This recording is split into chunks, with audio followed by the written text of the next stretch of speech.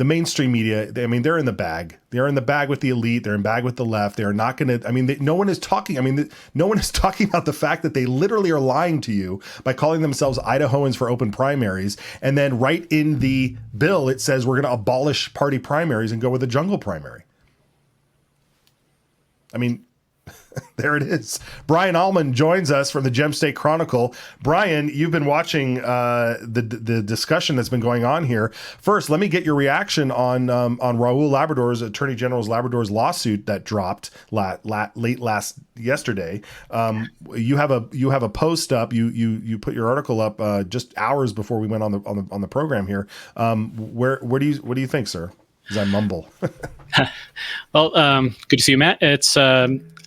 We all expected that the Attorney General would file suit once the initiative had qualified for the ballot and the Secretary of State had certified it. A year ago, the Attorney General issued an opinion about the proposed initiative before it had even collected a single signature, listing off several different problems with it. And I mentioned that in my article here. And the coalition, the Idahoans for Open Primaries, Reclaim Idaho, they, instead of working with the AG's office to try and find something that might be legal and constitutional and congruent with our existing laws, they decided to plow ahead anyway. The one thing they did was they took out the words open primaries from the text of the initiative.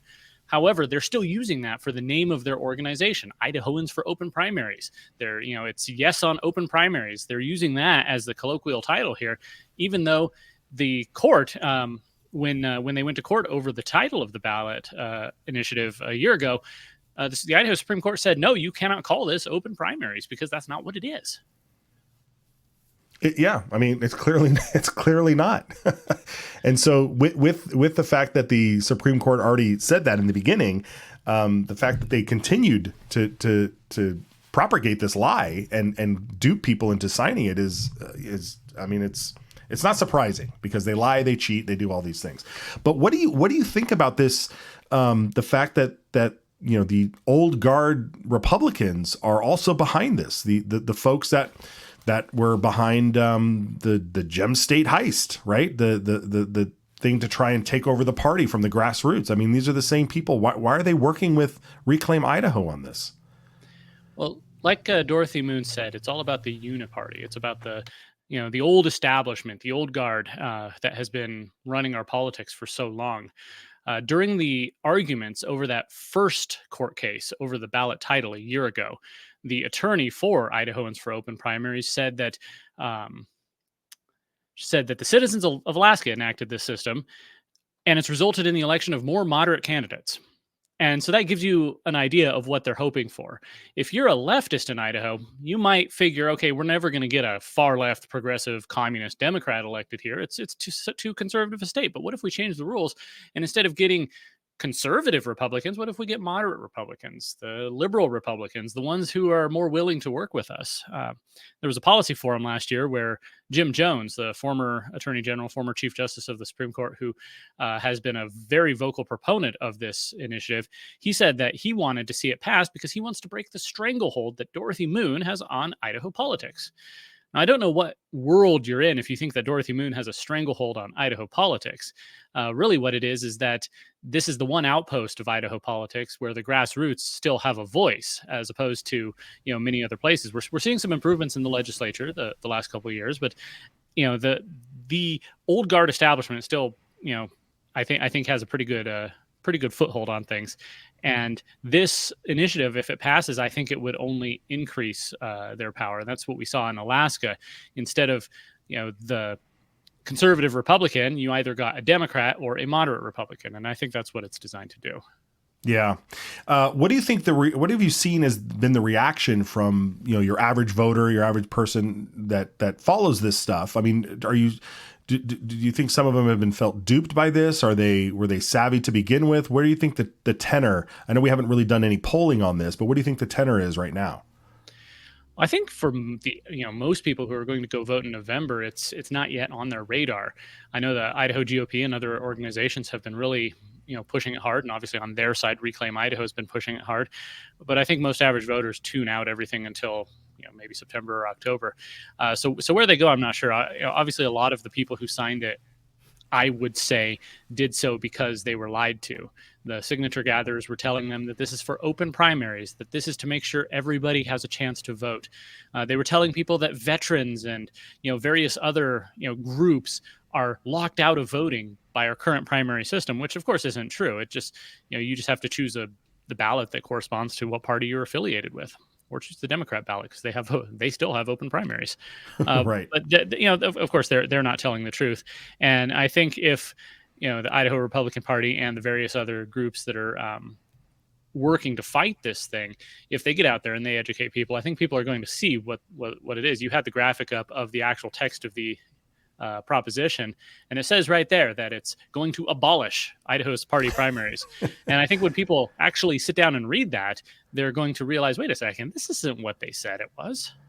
Yeah, and this is the actual language. Like this is when you go to we pulled this from the voteidaho.gov website. I mean, this is the ballot initiative. If you're going to do your research, which I know people get upset about when you say I'm going to go do my research, but when you do your own research, you're going to read that. And you got to read it and you got to figure it out. So that's easy right there for people. If you're watching and you're having these discussions with your friends and your family, and your neighbors and your community, you print this out and say, this is what's on the ballot. And this is what it says. It's not an open primary. And then the ranked choice voting aspect of it, Brian. I mean, that is like, that's the thing we've been talking about, especially with Phil and what's been going on in Alaska. We have a clip. Do we have a clip of? We played the Sarah Palin clip already, but yeah, we don't. Okay, I guess we don't have to show that clip. What did I have here? Yeah, that was it.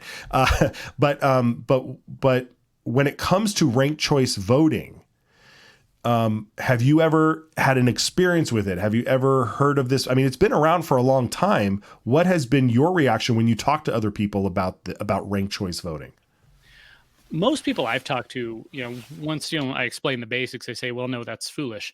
I have met with a few activists who really support it, and invariably they're people who are much further left than the Idaho's electorate, and they want a system that will benefit them.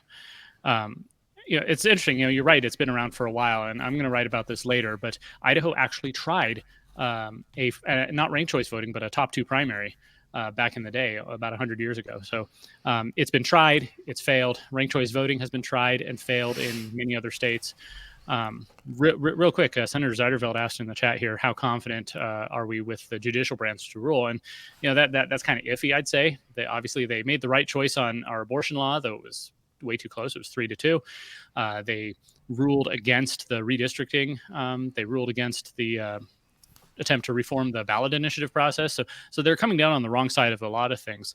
If there's one thing that gives me optimism, it's looking back at the arguments over the ballot title a year ago, where the justices were somewhat skeptical of the Reclaim Idahoans for Open Primaries arguments.